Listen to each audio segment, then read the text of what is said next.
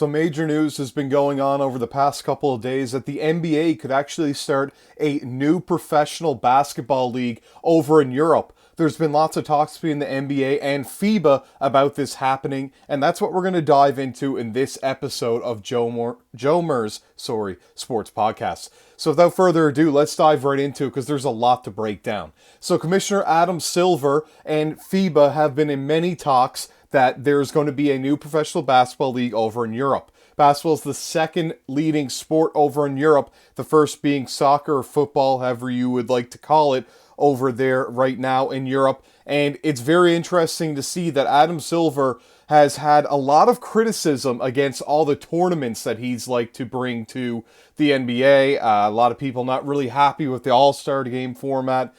He's talking about new formats that are going to be in 2026 for the All-Star game, and now there's news here that he's really seeking out another professional league over in Europe. I think people are really kind of thinking that he should focus on the NBA maybe a little bit more before venturing out into this, but could this be another branch of the NBA? Or is this just going to be a completely different professional league that could kind of help some of the stars that aren't making rosters? The talent in the NBA is very deep right now, and there are lots of players that are free agents, not making rosters, not making teams, and they could really fit on another team in a different league. The G League just doesn't really get enough credit for the players that are down there, and it's very interesting to see that in a lot of other sports, when you have a minor league, there's call-ups, there's players that develop younger talent.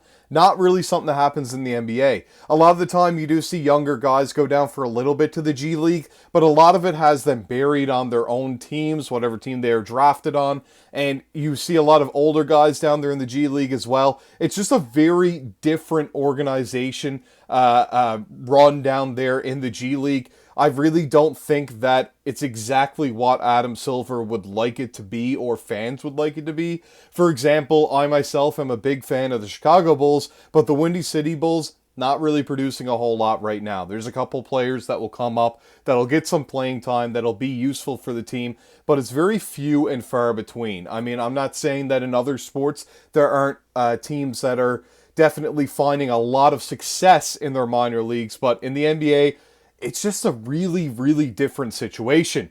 This league overseas could add some more talent as well from Europe coming over. Could we see some talent playing there, then drafted to the NBA? Will they even need to be drafted where it's kind of going to be a part of the NBA potentially? Or, like I said, is this going to be its own entity and have nothing at all to do with the NBA and just kind of the name of the NBA supporting it and Adam Silver? Well, that's very interesting to see, but I have it right up in front of me now that when asked about it, NBA Commissioner Adam Silver and FIBA Secretary General Andreas Zaglis,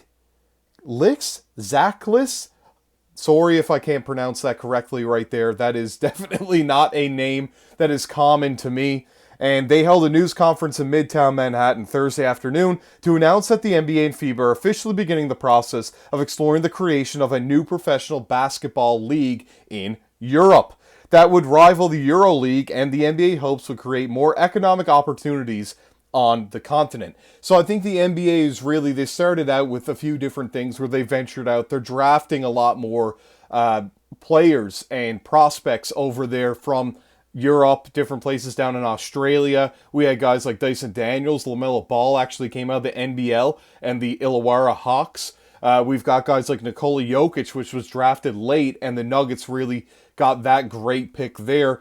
We've got guys, Yusuf Nurkic has come over. Many, many names that I could mention. Victor Wembanyama, Zachary Risache, Alexander Sarr. All of these guys came over from overseas in Europe, and it's very interesting to see that the NBA is looking to branch out into that, because I think that could help the NBA, not necessarily just them branching out into another market, but it could help the league itself grow, because we have heard many rumors that viewership is down, different things are down. I think a lot of that has to do with the in-season tournaments, different things like that. not really hitting the audience like they would like them to. It is some monetization for the players, some compensation for their play, but they get paid a lot of money as it is. So there's many different opinions on that. I won't dive too deep into that right now, but interesting to see that they're branching out into a different league. So let's look a little bit more into that.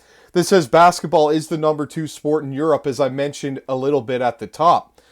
Silver said, adding to the league that believed this was the right time to move forward with the idea. It's widely popular, hundreds of millions of fans. Roughly 15% of the players in the NBA right now are actually from Europe.